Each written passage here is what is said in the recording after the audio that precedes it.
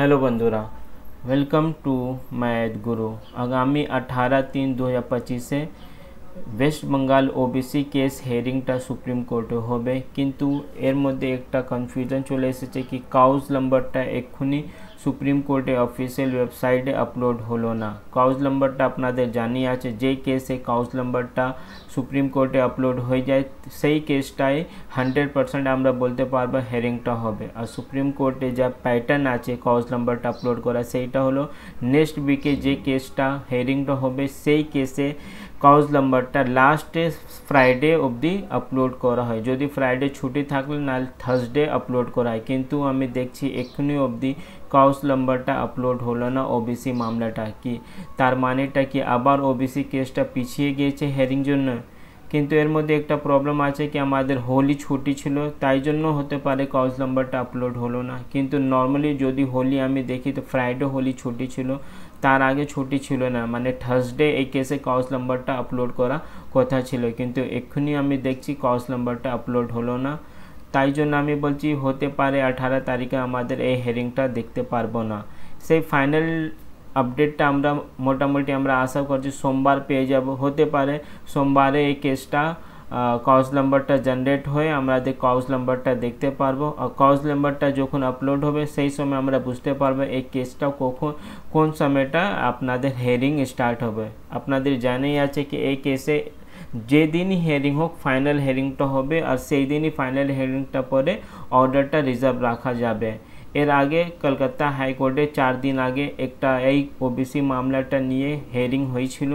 তার মধ্যে সুপ্রিম কলকাতা হাইকোর্টে একটা কন্টেম্প্ট অফ কোর্ট মামলা করা হয়েছে।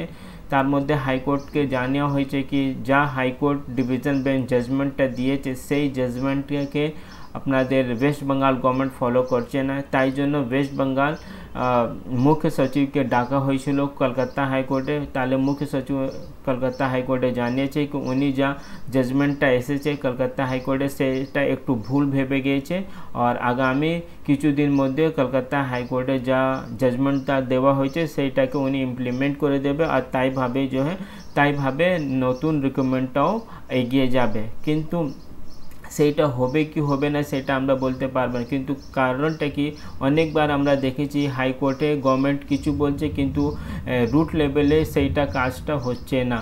তো কলকাতা হাইকোর্টে আমাদের 2 এপ্রিল হেরিং ডেটটা আছে এই মামলাটা নিয়ে কি গভর্নমেন্ট কি স্টেপ নিয়েছে ওবিসি যা জাজমেন্ট দেওয়া হয়েছে কলকাতা হাইকোর্টে সেইটা উনি দেখবে।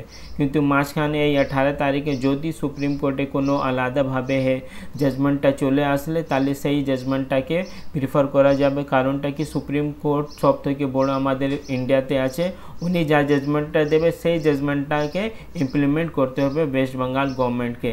তো বেশ দেখা যাক 18 তারিখে আমাদের এই হেরিংটা হবে কি হবে না। সোমবার আমি একবার আর চেক করবে কি এই কেসে কাউজ নাম্বারটা জেনারেট হয়েছে কি হয়েছে না। কাউজ নাম্বারটা জেনারেট হয়ে গেলে আমরা সেইটাই বুঝতে পারবো কি এই কেসটা কখন হেরিংটা হবে, মানে টাইমটা একটু আমরা বুঝতে পারি। মানে আমি একটা এক্সাম্পল দেখছি, যদি কাউজ নাম্বারটা 5 থাকলে নাহলে 10 মধ্যে থাকলে আমরা আশা করি কি লাঞ্চ আগেই আমরা হেরিংটা দেখতে পারবো।